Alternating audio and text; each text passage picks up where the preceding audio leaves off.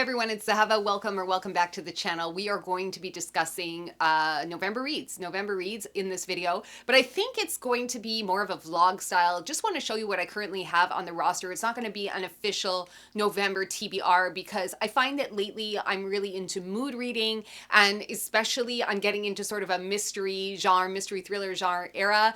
And yeah, I just wanted to sort of vlog and catch up with you guys and let you guys know what I'm going to be trying to read this November, what I currently have on this end table, which I've moved over here so I could show you guys for this video. But yeah, it's going to be basically that. And it's not, like I said, an official TBR, but just telling you what my plans are, and hopefully I will be able to get to everything. So I know that some of you guys have been really enjoying the TBR Teapot series. I am hoping to bring that back in December.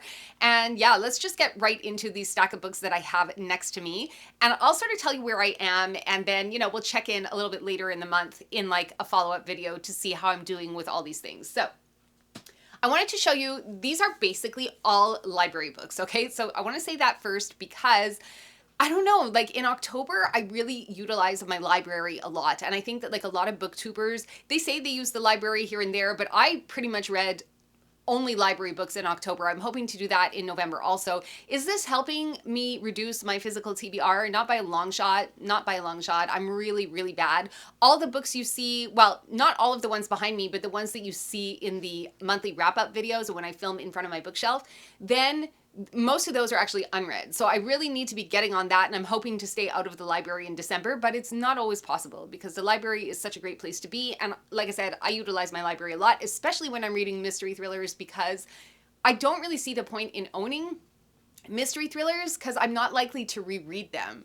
So especially if they're serial ones like the Cooper's Chase Retirement Home, the Thursday Murder Club series, I do have 3 out of the 5 books that are out there, but I'm not, you know, like, but I think there's like certain books that I just wouldn't want to own, which is fine because it's a great way to try new writers by using your library, especially in the mystery section. And anyway, for example, like I've got the Twyford Code here by Janice Hallett. This will be my 2nd book of hers. I read The Examiner last month. And yeah, I would just prefer to take this out from the library because it's not a book that I'm likely to reread, and I don't really feel the need to have it on my shelf. So I started it and I'm going to try and finish it this month. So again, it's going to be a mystery thriller. It's got multimedia. Oh, I just lost my bookmark. I mean, without trying to lose the bookmark, these pages are multimedia, so they read actually a lot slower than you might think they read because you really have to like pay attention to names and dates and stuff, especially if you're trying to solve the mystery, which I don't always do. I don't know about you guys, but I tend to just sort of go with the flow of the novel. I'm not in it to try and solve the mystery myself. I prefer to sort of go with the protagonist and discover things at the same time as the protagonist does, and then really get my big reveal, I guess, in the end. Like, I don't know how you guys are, but I know a lot of people tend to want to try and solve the mystery themselves as they're reading the book, whereas I prefer not to. I just want to be taken for the ride because that's what I'm paying for. Although in this case, it's a library book, so I'm not paying for it, but you guys know what I mean. The next library book that I have is a science fiction, and this is Quality Land, and this was like a German bestseller, I believe, for like the last few years. I want to say it was published in 2022. No, I was totally wrong. This was published in 2017 in German and then was translated in 2020 into English.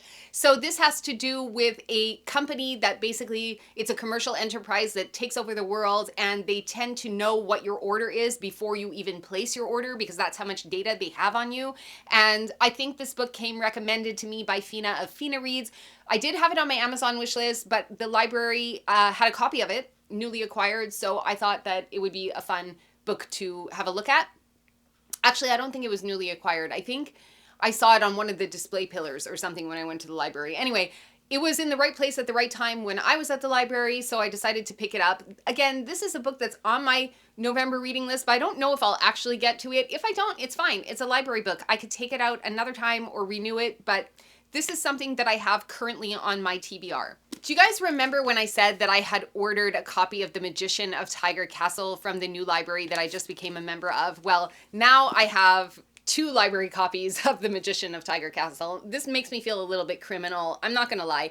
One of them is from the Montreal Library Network, and I've already renewed it one time. One of them was from the DDO library that I just became a member of a few weeks ago.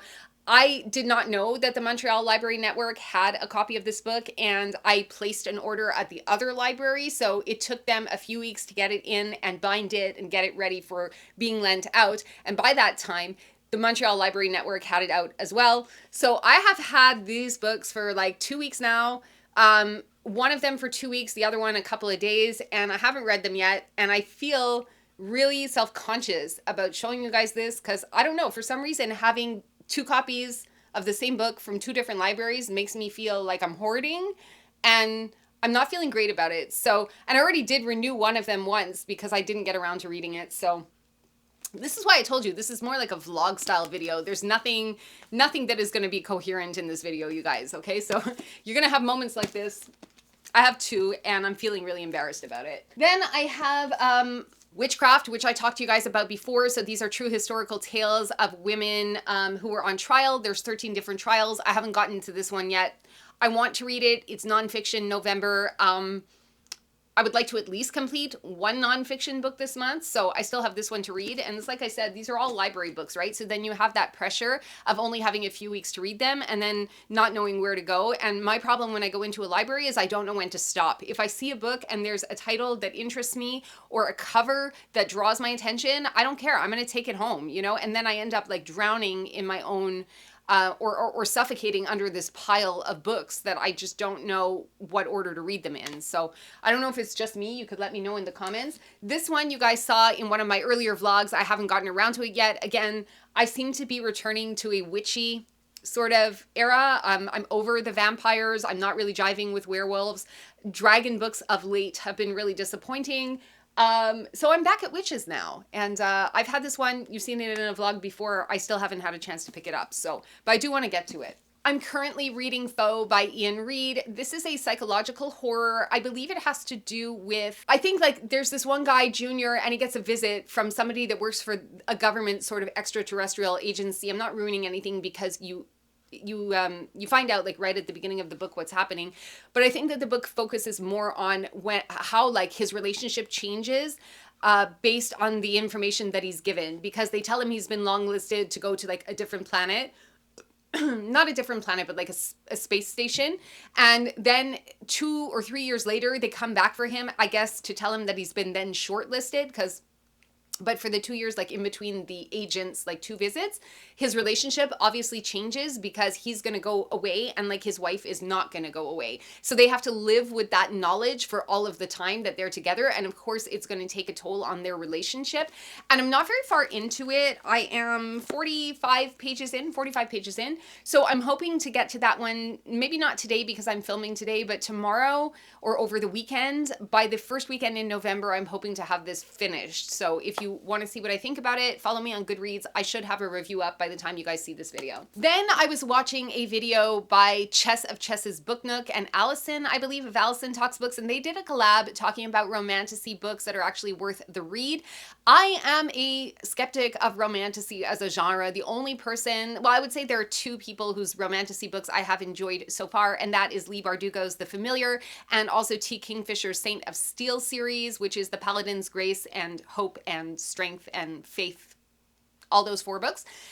So I was paying attention to the collab video, which I will link to down below in the description for you guys if you want to go check out that video. And they had suggested this book here called Reign and Ruin. And this is the first of 4, but it's a heavily political, according to what these 2 booktubers were saying, it's heavily political. I'm not too far into it. I did start it. I read 1 chapter. Yeah, like I'm actually in chapter 2 right now.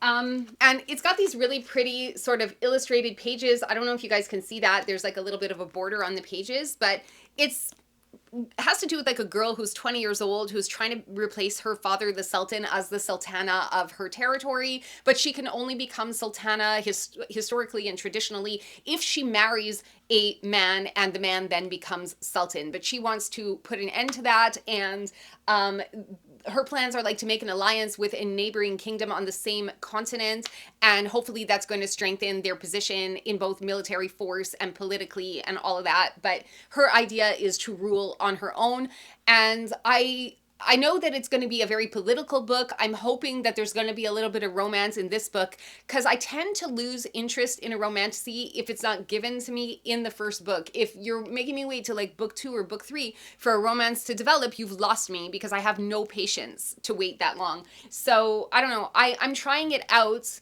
but I'm not that into like, if I'm honest, I wasn't really that into the first chapter. So I don't know how much farther I'm going to be able to go in this book, but we'll see.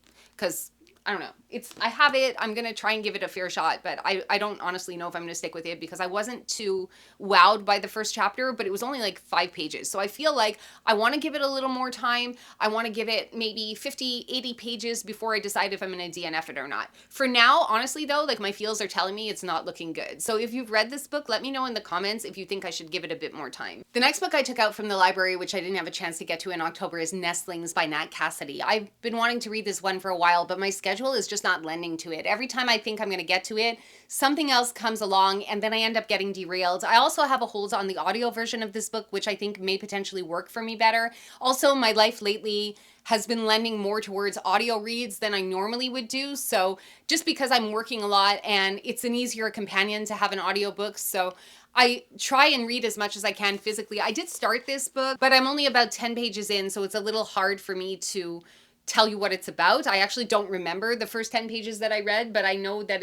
I think it's like a couple that wins a lottery and they get to move into like an old New York brownstone, but I'm not really sure where this book is going, because again, I'm only 10 pages in, and they originally were like not wanting the house, but then they changed their mind and decided that they were going to move into the house. So I couldn't really tell you much more about it than that, because that's as far as I've gotten in this book. And then lastly, I have 5 middle grade books that I want to show you. Now, typically, if you've been here before, you will know that I don't necessarily read young adult. I feel like middle grade would potentially then be okay for me, because the thing about young adult books, and what I don't like about young adult books specifically, is how absolutely cringy they are. And I think that there's a big difference between middle grade books, and you can let me know in the comments your thoughts on this topic, but I think that there's a big difference between middle grade books, which really just require of you to suspend your disbelief. Plus the kids are like, 8, 9, 10, 11, 12 years old, but not older than that, and they're busy being the heroes of their lives in that moment when we meet them. Whereas I find that young adult books are, I don't know, they're too concerned with like first loves and trying to prove yourself. And I could do without that aspect, without that cringiness in my life. But I did enjoy Inkheart a lot. And it was just like a nice book about a father-daughter relationship and, family ties. And it was just like a really nice book about a father and a daughter working together and overcoming an evil adversary. And that to me felt very fantastical and not very preachy like a lot of young adult books tend to be. So young adult is not really an area that I frequently travel to, but middle grade, I feel like I could be okay with middle grade, and I wanted to try it. And I've heard some other booktubers say that middle grade, especially when you're an adult, is like a good place to sort of let go of a bit of stress. It's a good thing to have on your rotation every once in a while. So I wanted to try it basically. So I went into the young readers section, because they're actually separated in my library. So my library has a section called Jeunesse, which is your youngsters middle grade, and then adolescent or adolescents, which are your YA and like, I don't want to say new adult, because new adult is really more in the adult section, because you might have like Chili Pepper ratings in the new adult, but there is an adolescent section separate from the junior section. And I really went into the junior section of my library to find these books. So I'll tell you what they are. I actually have some previous experience reading this author, because I read The Crane Husband, which was a retelling of The Crane Wife by Kelly Barnhill. I have a copy of When Women Were Dragons. I haven't read it yet, but I know that she is also the author of The Girl Who Drank the Moon, which the library did have in stock. So I was able to take it, but I decided not to take it because I found some other titles by the same author that looked, frankly, a little more interesting and that I wanted to try. But I know that The Girl Who Drank the Moon has had some really excellent ratings. So I will get to it eventually. But the first one that I took is The Witch's Boy. So this one here is, and I was actually really surprised, I should say, because these are all like really thick books that I'm going to show you. And I could not believe that for middle grade books, some of the books are pushing 300-400 pages. So it's not like it's going to take less time to read necessarily, but I just think that the stories will be more whimsical and more fun and less serious. So I would like to kind of experience that again. Anyway, so basically this one says, when Ned and his identical twin brother tumble from their raft into a raging river, only Ned survives. Villages are convinced the wrong boy lived. But when a bandit king comes to steal the magic Ned's mother, a witch, is meant to protect, it's Ned who safeguards the magic and summons the strength to protect his family and community. Meanwhile, across the enchanted forest that borders Ned's village lives Aine, not really sure how to pronounce that, the resourceful and pragmatic daughter of the bandit king, who is haunted by her mother's last words to her. The wrong boy will save your life and you will save his. When Aine's and Ned's paths cross, can they trust each other long enough to stop the war that's about to boil over between their two kingdoms? And I think that that sounds like really good. I love the cover. You can see that they're working together. Also, Kelly Barnhill, in my experience, is an extremely sophisticated writer. I just remember having a really, really good time in the one book of hers that I read and being really impressed with her prose and how she just strings her words together. So I would really like to see, since she's mostly a middle grade children's writer, I would like to see how that transfers into this audience. I'm curious about her writing in this aspect. So I wanted to try this one. This one is a fantasy. I'm really having a hard time recording this morning. My voice is not performing the way I wanted to. Maybe it's because I start recording first thing in the morning after I have coffee, and I don't know. There's like things going on in my vocal cords today where it's not really recording very well. The next one I want to show you is The Mostly True Story of Jack. Again, this is by Kelly Barnhill. This one also is over 300 pages. It's got a pretty eerie looking cover. So it says, it wasn't so bad being invisible. Sometimes invisibility has its uses. When Jack is sent to Hazelwood, Iowa to live with his strange aunt and uncle, he expects a summer of boredom. Little does he know that the people of Hazelwood have been waiting for him for a long time. When he arrives, 3 astonishing things happen. First, he makes friends, not imaginary friends, but actual friends. Second, he's beaten up by the town bully. The bullies at home always ignored him. Third, the richest man in town begins to plot Jack's imminent and hopefully painful demise. It's up to Jack to figure out why suddenly everyone cares so much about him. Back home, he was practically, well, invisible. The Mostly True Story of Jack is a tale of magic, friendship, and sacrifice. It's about things broken and things put back together. Above all, it's about finding a place to belong. And I really feel, not to get sappy, but I really feel like this is really relatable, because as someone who has been sort of on the fringe socially since as long as I can remember, I'd never really been bullied when I was younger, but I was never really accepted into any kind of community that I tried to integrate myself into. Like, no cliques wanted me. I always felt like I was kind of on the border, on the outskirts, on the fringe.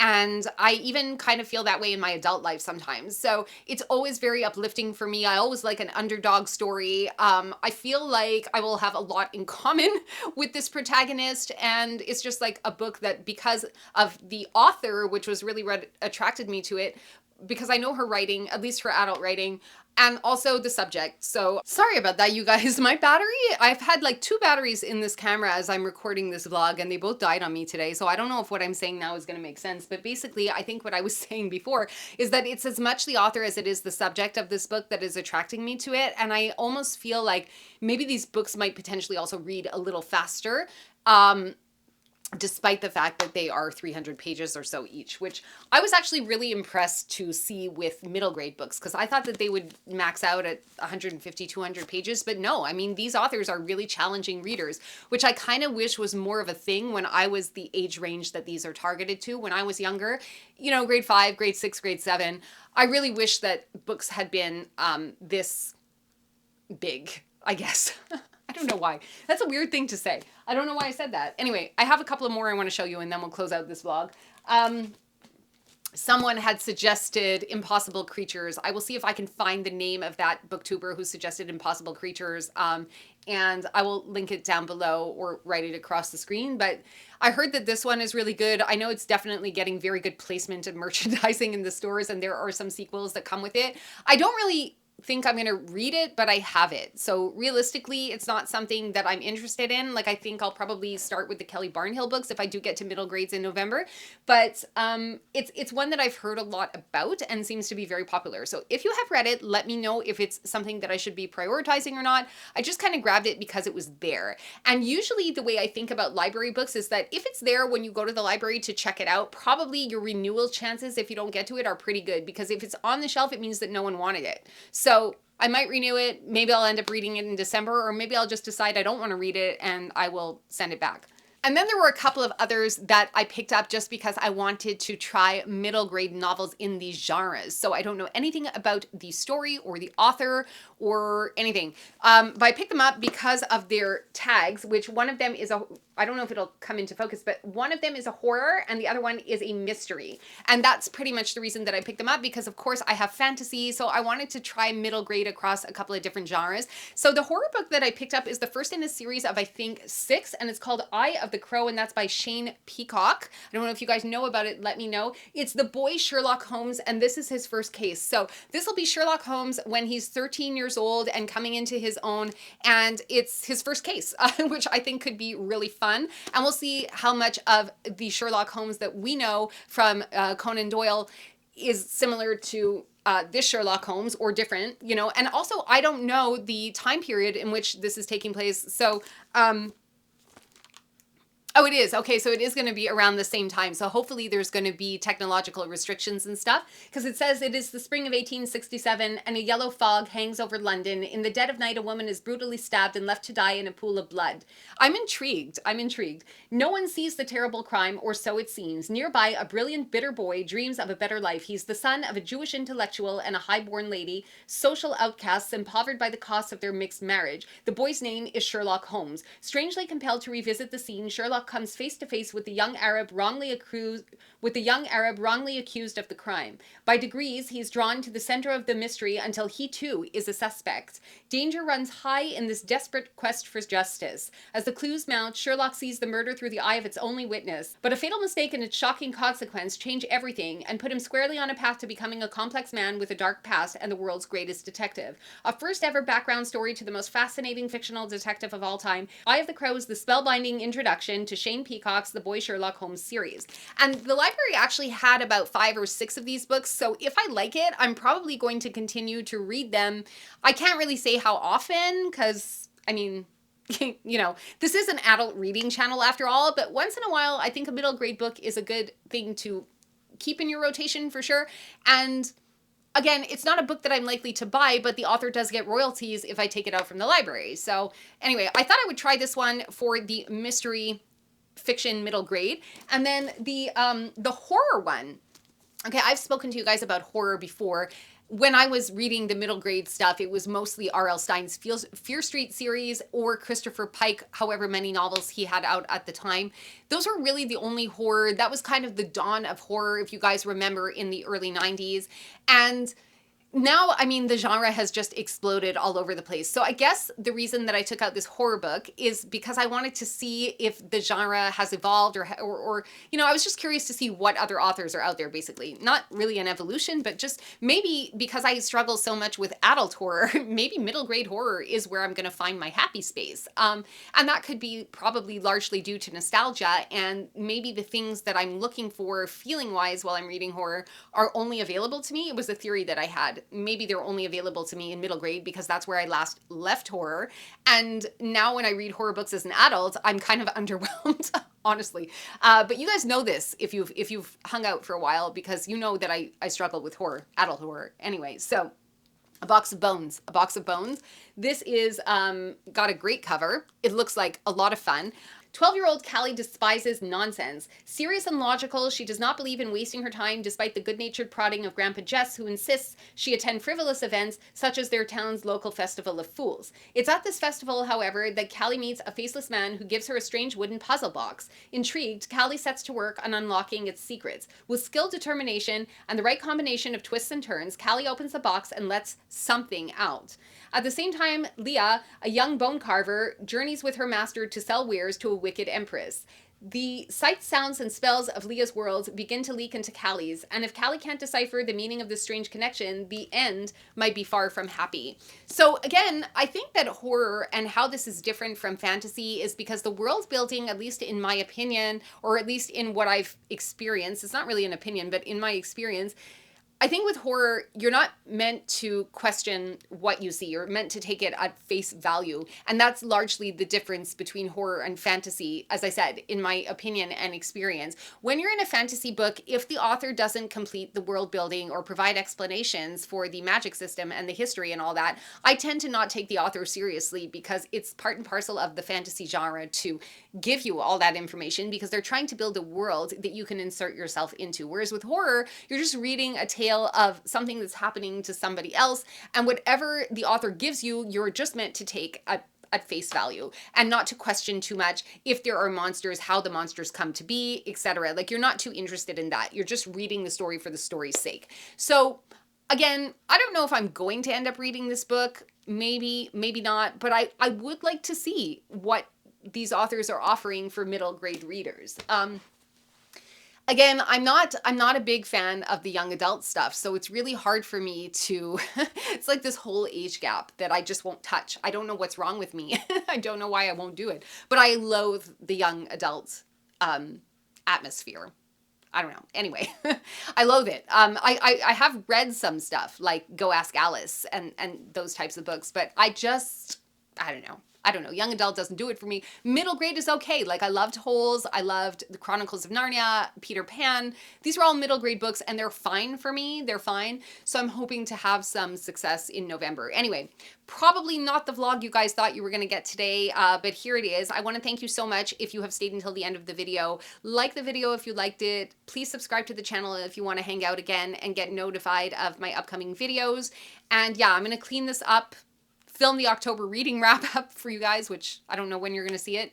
But yeah, that's it. Thanks for hanging out, and I will see you again in the next video. I look forward to reading your comments and chatting with you about all of whatever we discussed here. And I'll see you again in the next one. Ciao for now.